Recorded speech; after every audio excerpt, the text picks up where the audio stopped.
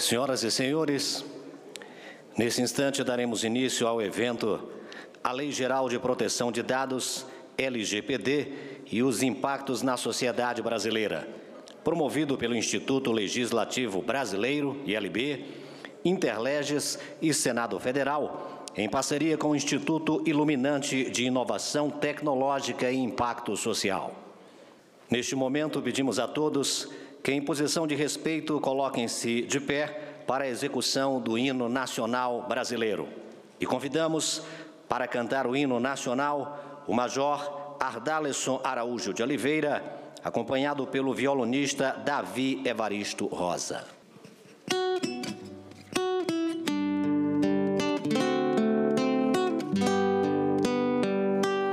Ouviram do Ipiranga as margens plácidas de um povo heróico brado retumbante,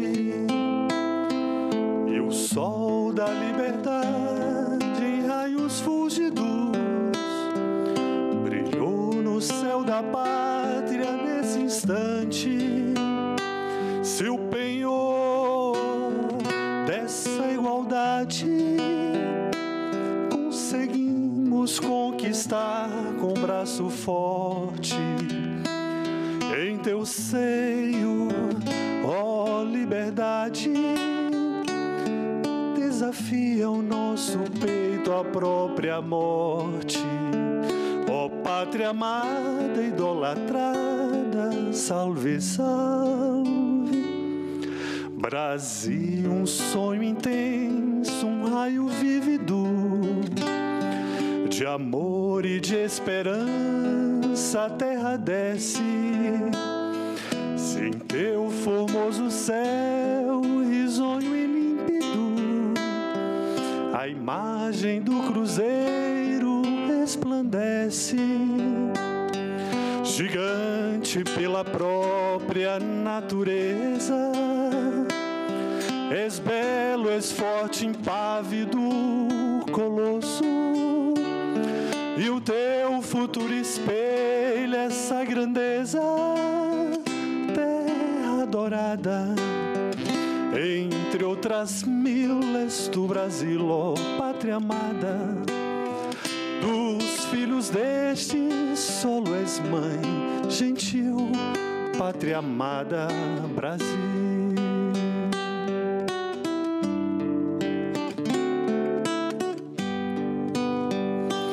Deitado eternamente em berço esplêndido, ao som do mar e à luz do céu profundo, fulguras, ó Brasil, florão da América, iluminado ao sol do novo mundo, do que a terra mais garrida.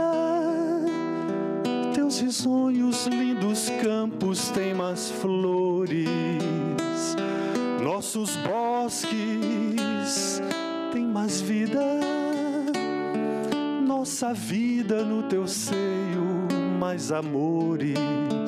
Ó pátria amada, idolatrada, salve, salve. Brasil de amor eterno, seja símbolo, o lábaro que ostentas estrelado, e diga ao verde louro desta flâmula, paz no futuro e glória no passado. Mas se ergues da justiça clava forte, verás que um filho teu não foge à luta, nem teme quem te adora a própria morte. Terra adorada, entre outras mil, és tu, Brasil, ó pátria amada. Dos filhos deste solo és mãe, gentil, pátria amada, Brasil.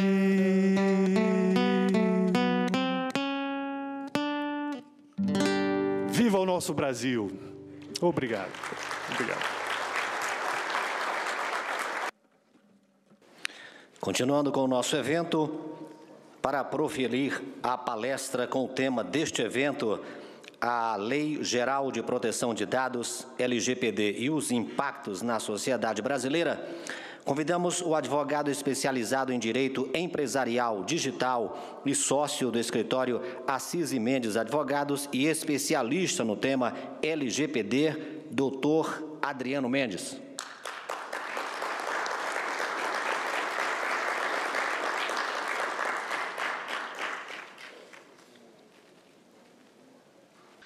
Pessoal, muito boa tarde, meu nome é Adriano Mendes. Vamos começar de novo, muito obrigado por estarem aqui. Desculpe o problema técnico, isso acontece, não é porque a gente fala de tecnologia que a gente está isento a esses problemas todos de tecnologia, né? Não é verdade? Bom, é um prazer e uma honra estar aqui nessa casa. Como eu disse, meu nome é Adriano Mendes, tenho 40 anos, sempre fui advogado, quase sempre trabalhei com empresas de tecnologia. E junto da minha jornada, eu fui aprendendo com meus clientes e com cada caso que a gente tinha, um pouco mais sobre o direito, a tecnologia e os desafios entre a harmonia entre um e outro, né? Gosto de falar também que lá atrás, em 2004, eu ajudei a implementar Sarbanes-Oxley e aquilo que era novo na época, hoje a gente já nem lembra mais. Eu imagino que daqui a 2 ou 3 anos que a gente está falando hoje de dados pessoais, LGPD, GDPR, seja parte do nosso currículo e parte do nosso passado, né? Então, um pouco do que eu venho trazer aqui nessa missão, dada pelo iluminante, pelo Gilberto, é de equalizar o que é dados pessoais e proteção de dados pessoais para vocês, para que depois a gente possa ter um debate de um nível elevado com os bons palestrantes que eu já vi aqui na mesa. Vamos lá. Por que é necessário falar de dados pessoais, né? A gente acha que esse assunto é novo, que tudo começou agora, mas não é verdade. No começo do século passado, no começo desse século, nos anos 2010, uma empresa de varejo americana chamada Target revolucionou o seu mercado e ganhou muito dinheiro no mercado americano com as ações, quando conseguiu aliar o Big Data, a sua carteira de clientes, com a análise preditiva. Em dado momento, eles correlacionaram informações que eles tinham de mercados e pesquisas e perceberam que quando uma mulher engravidava, os hábitos de consumo dela mudavam. Uma mulher grávida começa a comprar mais produtos de higiene e limpeza pessoal, mais vitaminas e alguns tipos de produtos específicos que indicam que ela está gestante, né? Baseado nesse algoritmo, eles criaram uma coisa chamada profiling ou grouping, né? E começaram a abordar novas gestantes. Por quê? A Target, uma rede de varejo americana, não era reconhecida naquele momento como um local onde gestantes poderiam também comprar produtos para recém-nascidos e para gestacional. Isso foi muito bem, só que em dado momento a Target enviou uma carta para uma família de uma pessoa de 16 anos, dizendo que ela estava grávida e que ela tinha dando parabéns para ela e dizendo que ela podia comprar produtos com desconto. O pai dessa criança de 16 anos foi até a Target reclamar, dizendo: olha, minha filha tem 16 anos, ela não está grávida, é um absurdo vocês fazerem isso. A Target, naquele momento, pediu desculpas e disse: olha, isso foi feito com base em cálculos altariais, nós não conhecemos sua filha, pedimos desculpa, por favor, desconsidere essa correspondência. 2 semanas depois, esse pai mandou uma carta, um e-mail para a Target dizendo: vocês sabiam que minha filha estava grávida e não, então sou eu que peço desculpas para você, né? É um pouco disso que a gente está falando aqui, do poder da tecnologia, o poder desse mundo computacional que consegue saber mais do que a gente no dia a dia e com certeza mais do que muitos pais sobre nossos próprios filhos, né? Essa frase que fala que dado é o novo petróleo, ela é da Neville Cross, que foi VP da Comissão da Agência Digital da Europa, por um simples motivo. Na década de 80, as empresas que tinham maior valor na Bolsa de Valores dos Estados Unidos eram as empresas que lidavam direto ou indiretamente com o petróleo. Entre elas, Shell, Exxon, empresas de automotoras e assim por diante. E hoje em dia, as empresas que mais valem em todas as bolsas do mundo são as empresas que mexem com dados pessoais. É o que chama de FAGA, Facebook, Apple, Google e Amazon, né? Mas se esse dado novo petróleo tem valor, a maneira como ele é coletado e a maneira como ele é armazenado também precisa ser pensada. Por quê? Pode mudar? Porque o dado também já foi dito que ele é uma arma, né? Quando usado para o mal, ele acaba prejudicando a gente e pode discriminar, pode prejudicar, pode segregar, pode pedir que a gente tenha acesso a alguma coisa. Já existem problemas com geolocalização ou com análise estatísticas que prejudicam quem mora numa periferia e beneficiam quem mora em determinada região, ou que dão desconto maior para quem não precisa, ou negam desconto para quem tem determinado tipo de aparelho. Então, um dado que também é uma arma, né, pode gerar um problema maior ainda, que é um desastre ambiental. Né? E é isso que a gente quer evitar. Né? A lei de dados pessoais está aqui para evitar que aquele dado que tem valor, que é igual ao petróleo, quando vazado ou quando faça parte de um incidente, cria um desastre de proporções mundiais. Né? E assim como o desastre ambiental, que já é altamente regulamentado e tem procedimentos prévios e posteriores, agora nós também temos uma legislação específica que vai cuidar desse tipo de ação. Próximo. Muita gente, principalmente da iniciativa privada, não só também do governo, pergunta se essa lei vai pegar, o que acontece se eu não seguir a lei, né? E a gente costuma dizer que essa lei é para todo mundo. Qualquer pessoa física ou jurídica que trate de dados pessoais de pessoas físicas residentes ou que estão no Brasil, obrigado, está sujeito ao LGPD. Isso inclui quem? Todo mundo, né? Isso inclui salão de beleza, padaria, academia, governo, terceiro setor, qualquer tipo de empresa. Se a empresa tiver um funcionário, ela está sujeita ao LGPD. Se ela for governo, ela também está sujeita ao LGPD. Um salão de beleza é pior ainda, porque além de ter a relação de clientes normais, ele também coleta nossos restos de cabelo, né? E o cabelo são dados pessoais sensíveis que têm DNA. Né? Então, o tipo de coisa que a gente está sujeito é muito grande. Isso é uma legislação que ela é horizontal para todos os mercados. E aí, o que acontece se essa empresa não seguir a LGPD?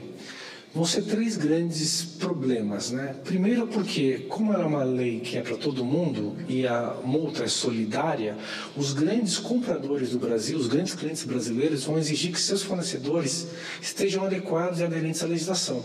Então, quem não se adequar, as empresas que não se adequarem a esse tipo de legislação vão perder seus grandes clientes.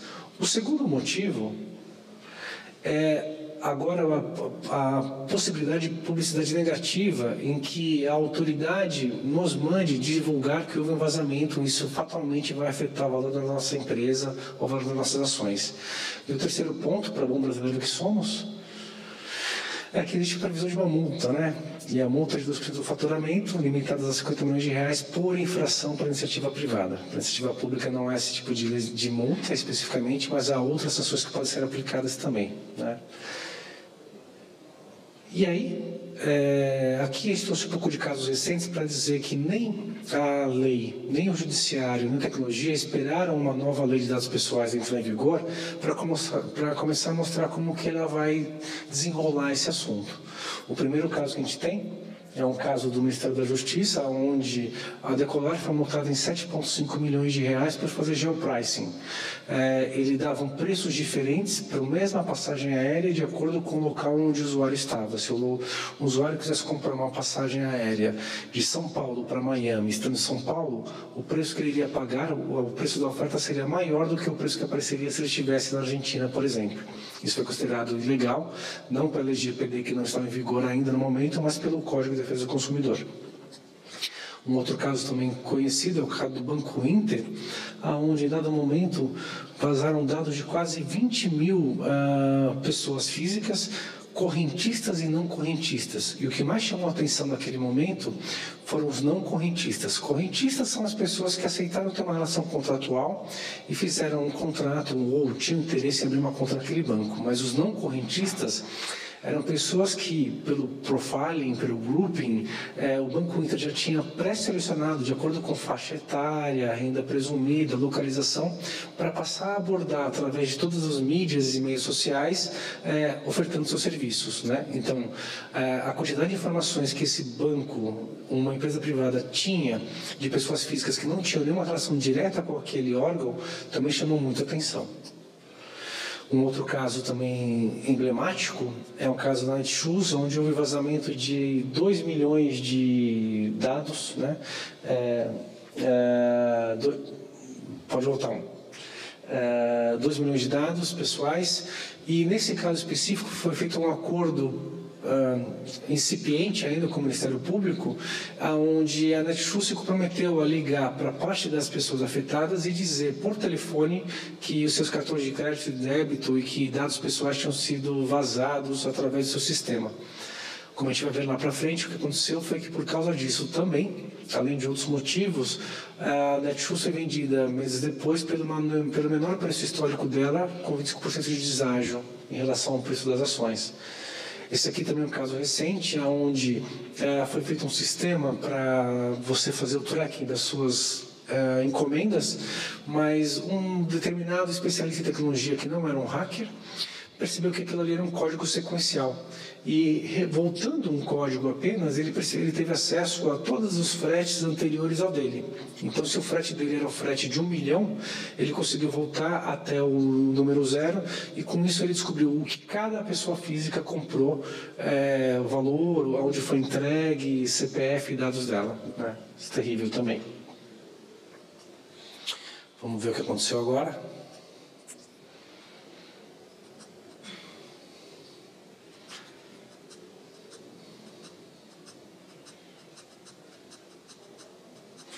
Que legal, agora está funcionando.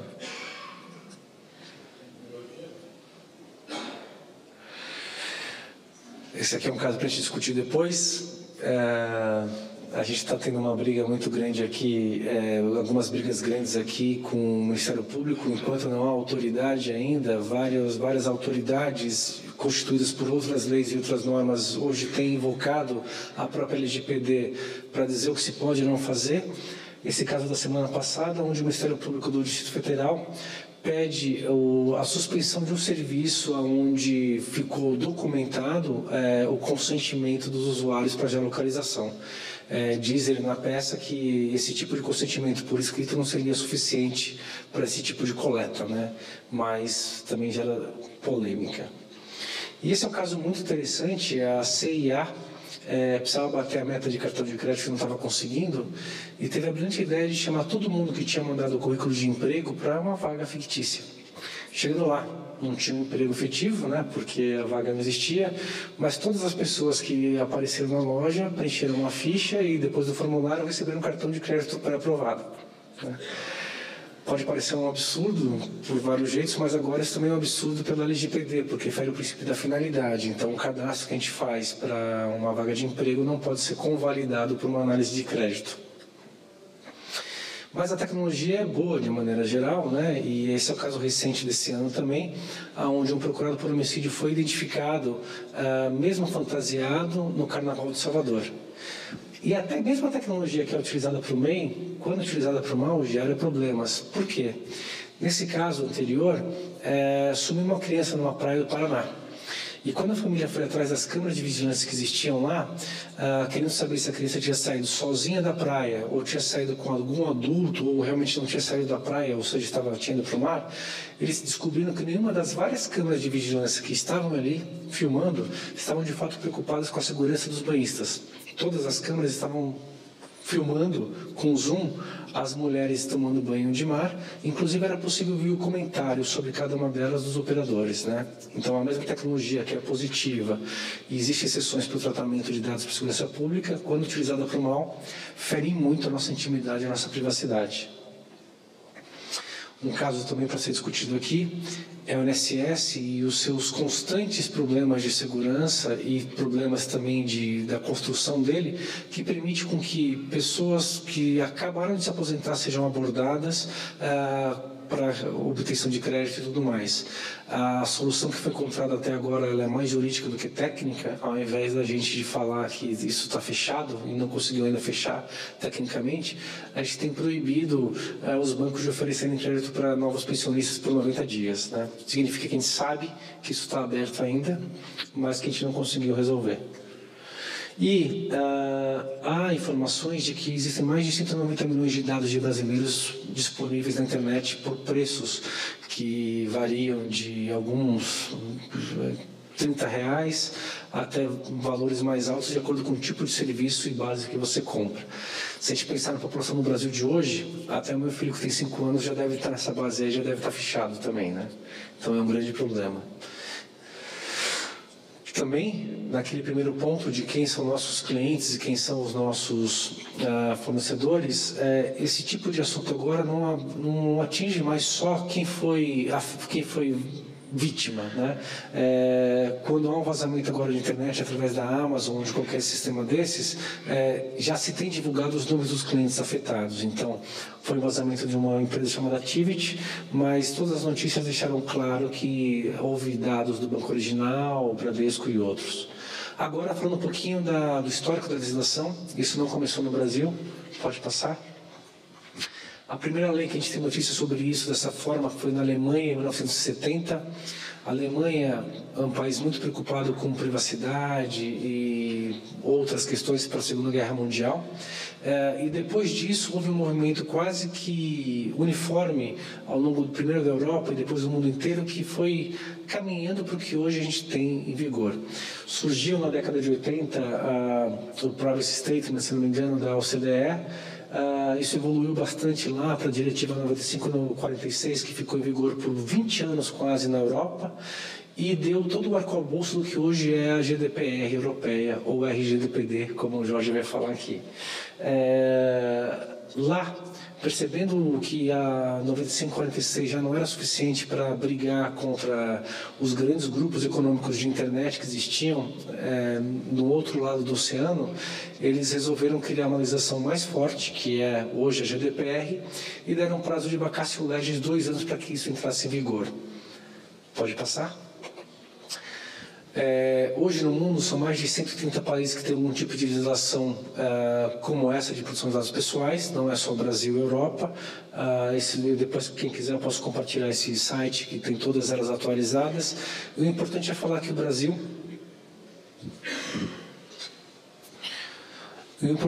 Agora vocês me ouvem bem, eu não sabia. O importante é falar que o Brasil é mais um dos países que está fazendo esse acordo para estar aderente às normas da Europa também, né? A lei no Brasil entrou em vigor no dia 14 de agosto do ano passado, com emendas que a gente teve, e o prazo para que ela entre em vigor de fato, com todo o seu potencial, é dia 16 de agosto de 2020. E agora, falando especificamente sobre o que é a LGPD e os pilares dela, existem 2 tipos de dados que essa lei trata: dados pessoais e dados pessoais sensíveis. Dado pessoal é qualquer informação que direta ou indiretamente possa identificar um indivíduo, uma pessoa física. O dado pessoal não foi descrito na legislação como números cláusulos, como uma coisa taxativa específica. Então, qualquer informação que permita identificar uma pessoa, seja ela qual for, para a legislação, a dado pessoal vai ter um tipo de tratamento. Isso inclui IP de navegação, cookies, informações que eu consigo agregar à minha base de qualquer forma, né? Agora, dados pessoais sensíveis são só aquele tipo de informação que a lei determina e diz o que é. Então, dados de saúde, informação genética, biométrica, racial, orientação sexual, sindicato vinculado e opiniões políticas são dados porque a lei considera como dados pessoais sensíveis. Qual que é a diferença básica disso, pessoal? A diferença básica não está, talvez, no tratamento direto ou na guarda, mas sim nas formas de consentimento ou na base legal para que eu faça o tratamento, né? Como o Dr. Luiz disse aqui, a gente vai revisar depois, existem 10 formas de tratamento de dados pessoais, das quais o consentimento é apenas uma delas. Eu posso usar várias outras formas, mas para dados sensíveis, as possibilidades são um pouco menores. Pode passar? Mais um. Pode passar todo esse slide. Mais uma vez? Legal. De uma forma bem objetiva, esses são os grandes agentes que a gente tem. Titular dos dados é a pessoa física que empresta seus dados para uma empresa ou para que uma outra pessoa utilize aquilo para alguma finalidade, principalmente comercial. Controlador é o dono da bola, é a empresa que trata aqueles dados todos para alguma finalidade específica. O operador, em geral, é um subcontratado do operador, mas não necessariamente sempre subcontratado do operador, que vai fazer parte do tratamento. E tratamento de dados é qualquer coisa que eu faça com um dado pessoal. Dado pessoal não é só dado informático, também inclui dados físicos, né? Então, da receptação de um currículo impresso, da digitalização dele para a visualização desse currículo por um atendente, até o descarte ou backup, isso tudo é tratamento, né? A gente não conseguiu encontrar nenhuma hipótese de utilização de uma informação que não seja tratamento, né? Pode passar? E aí, tentando colocar os princípios da lei de uma forma mais visual e gráfica, a nova base dessa lei agora fala da responsabilidade solidária entre o controlador e o operador. Antigamente era muito comum que vazassem dados e a empresa afetada pelo vazamento falasse: olha que pena, puxa vida, vazou, mas não vazou de mim, né? Vazou através de alguém confiável, eu confiava tanto naquela empresa. A partir de agora não. Se vaza dados de alguém em quem eu confiei, é minha responsabilidade também tomar as atitudes e as ações para evitar que o estrago seja maior, que mitigar esse risco, né? E o topo dessa pirâmide é que o uso dos dados tem que ser limitado à sua necessidade e à sua finalidade. Eu não posso mais coletar dados para uma finalidade específica e aproveitar que eu tenho aquele monte de informações e utilizar para uma outra finalidade.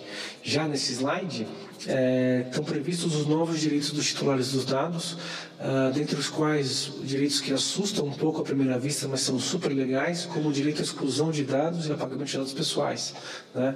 Isso não significa que eu preciso apagar todo o meu histórico financeiro com uma determinada empresa, ou que as empresas vão ter que excluir todos os dados a pedido dos titulares. Essas empresas continuam sendo obrigadas a guardar os dados pelo prazo de guarda legal, mas uma coisa bem interessante é que agora existe um ciclo de vida daquela informação.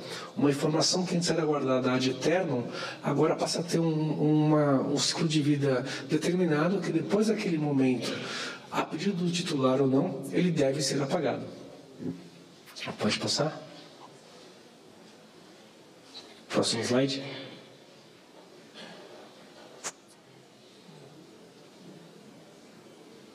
Eu vou voltar aqui, pessoal, a gente vai fazer isso do começo ao fim de uma vez só.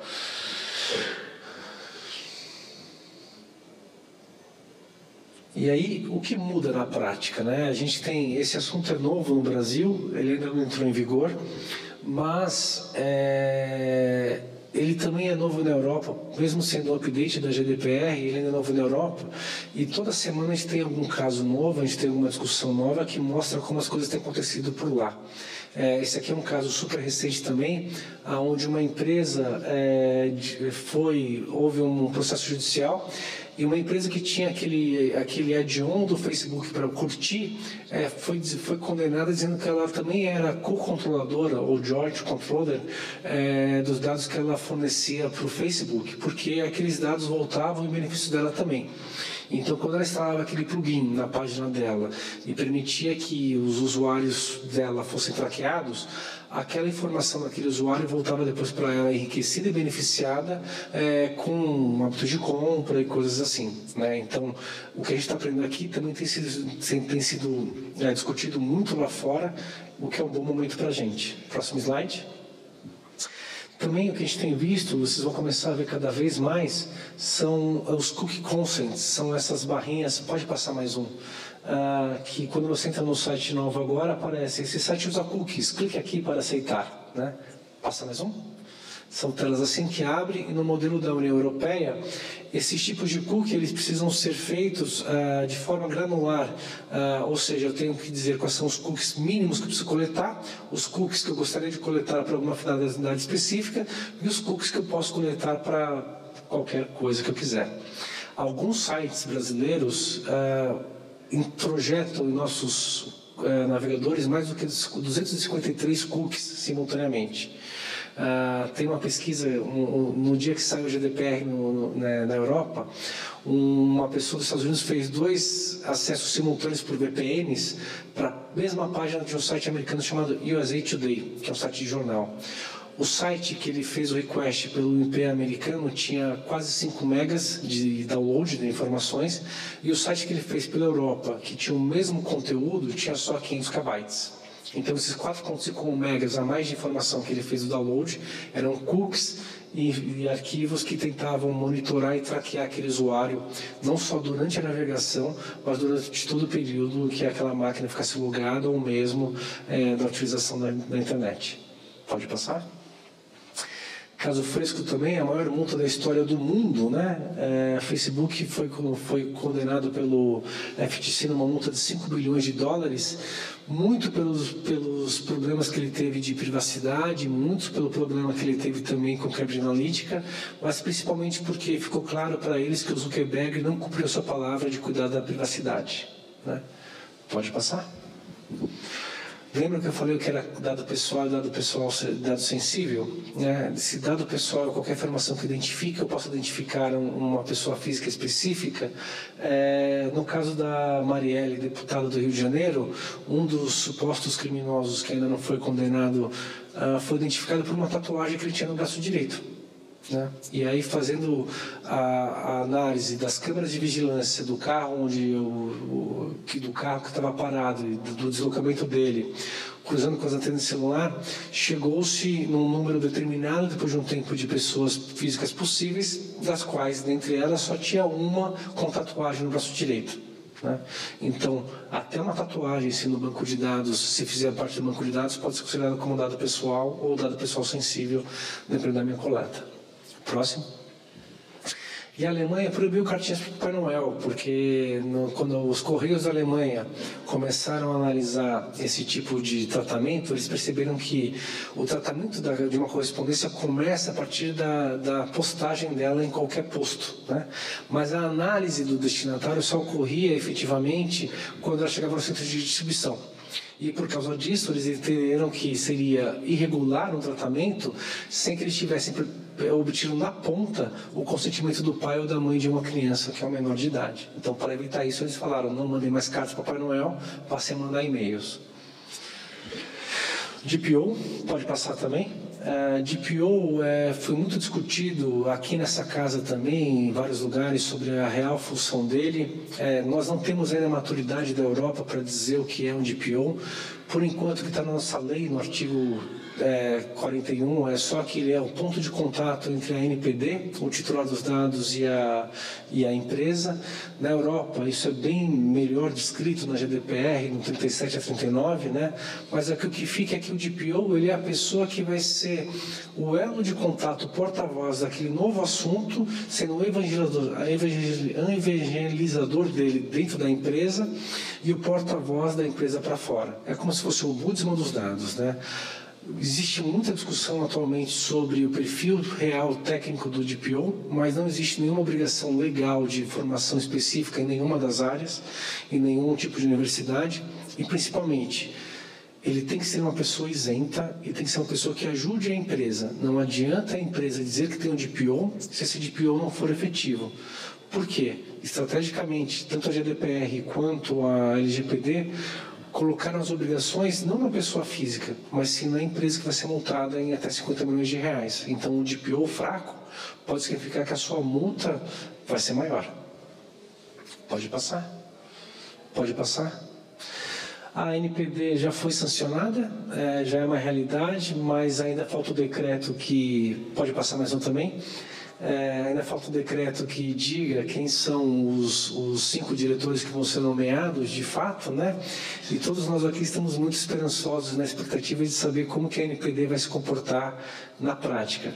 É nosso dever aqui, nossa intenção, como parte da iniciativa privada, ajudar para que a NPD seja uma autoridade realmente forte e constituída para que a gente consiga, de fato, ter um único diálogo e não mais diálogo com cada um das autoridades que hoje aparecem para defender parte dessa miríade que são dados pessoais e privacidades.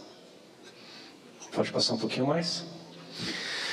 Um outro feedback também que a gente pode explorar mais é que mesmo na Europa, que já tinha toda essa canja em dados pessoais e privacidade, eles entenderam que lá as empresas que procuraram consultorias erraram na mão e gastaram ou de mais ou de menos para fazer as suas adequações, né? A RGPD e a LGPD como um todo não vai matar nenhum negócio, não vai acabar com nenhum negócio. O que elas vão obrigar é que a gente tenha um nível de compliance positivo e melhor, mas a gente não precisa reinventar a roda. sólida. Então, melhor do que sair por aí querendo criar fórmulas mágicas para ter o consentimento ou imprimir um papel para que a pessoa assine, depois você digitaliza isso e guarda, analisar o seu negócio, ver o seu procedimento atual e ver como que a gente pode melhorar para que ele também fique aderente à LGPD. Próximo. E aí, muito do que a gente discute, né? A lei vai entrar em vigor no dia 16 de agosto. Se eu não errei na matemática, hoje faltam exatamente 376 dias para que ela entre em vigor. Já se passaram 357 dias desde o dia 14 de agosto, né? Então, time flies, né? O tempo está passando mesmo e muita gente ainda não fez adequação. Mas quando perguntam para a gente por onde começar, antes disso, né? A gente tem visto no mercado aí que tem 3 tipos de empresa. Tem as empresas que têm uma esperança, que falam assim, não, isso daí vai ser igual o ponto eletrônico, o e-social, vai ser prorrogado, não vai pegar, vai sair alguma prorrogação, alguma coisa assim. As empresas que são filiais de empresas europeias que dizem, não, eu já estou adequado à GDPR, mas então eu já gastei o que precisava gastar com a GDPR, então não preciso fazer nada para a LGPD. E as empresas com consciência, que são aquelas empresas que começaram já a entender o assunto, a se preparar, mas que ainda não decidiram exatamente o que fazer por vários motivos. Se vocês conhecem alguma empresa que acham que estão nessa fase de esperança ainda, e achando que isso vai ser prorrogado, é difícil acreditar nisso porque o Brasil cada vez mais está mais próximo da Europa e de outros países onde dados pessoais e privacidade são importantes, né? Inclusive com o novo acordo feito com o Mercosul para a União Europeia, isso passa a ser uma das premissas, e essa é uma pressão internacional. E se vocês acham que uma empresa já está adequada à LGPD porque ela também estava adequada antes à GDPR, isso não é uma verdade porque a nossa lei não é igual. Ela é inspirada, ela é parecida, mas alguns critérios são diferentes. E se a NPD ainda não foi constituída, nenhuma empresa pode estar além das novas emendas, diretivas que vão sair, para dizer o que é certo ou errado, né? Então, quem já está gastando muito dinheiro hoje pode ter que gastar todo esse dinheiro de novo, mais ou menos, para se adequar de verdade quando chegar a hora. E aí, pode passar, o que fazer agora, né? É isso que a gente vai discutir um pouco aqui depois, mas o principal, que não era o foco das empresas, agora passa a saber que dados ela coleta, né? Que dados ela deveria coletar. Tem o Security Privacy by Design, tem o mínimo necessário, tem várias informações que a gente hoje coleta porque era fácil, porque não ocupava espaço em disco, mas que agora eu preciso ter esse cuidado. A partir daí, eu preciso saber se eu vou usar o consentimento ou alguma outra base legal. Acho que todo mundo que já entendeu e estudou esse assunto prefere usar qualquer outra base legal ou consentimento, pelas consequências que isso tem na frente, né? A gente pode explorar um pouco mais disso também, mas eu preciso definir só uma base legal e saber com quem eu compartilho. Próximo slide. Dentro da iniciativa privada, quando a gente começa a fazer esses assessments, a gente percebe que a definição e mapeamento dos dados pessoais demora de 2 a 6 meses e que o desafio seguinte, que é a implementação do que foi descoberto no roadmap, nesse gap análise, demora de 6 a 12 meses. E o mais engraçado é que não importa quando vocês comecem, ou quando cada um comece, os novos dados coletados a partir de agosto de 2020 precisam estar já aderentes e compliantes com a legislação, né? Então, agora a gente tem uma data de chegada e tem que correr para estar o melhor possível até lá. Acho que o Jorge vai falar sobre isso também. A Europa, como um todo, começou esse processo, mas mesmo as empresas europeias ainda não estão 100% compliant. O que importa é a gente mostrar que fez o nosso melhor e está caminhando para isso. Próximo. E agora, Gilberto, agora com você, eu acho que a gente vai abrir o painel das dúvidas, né?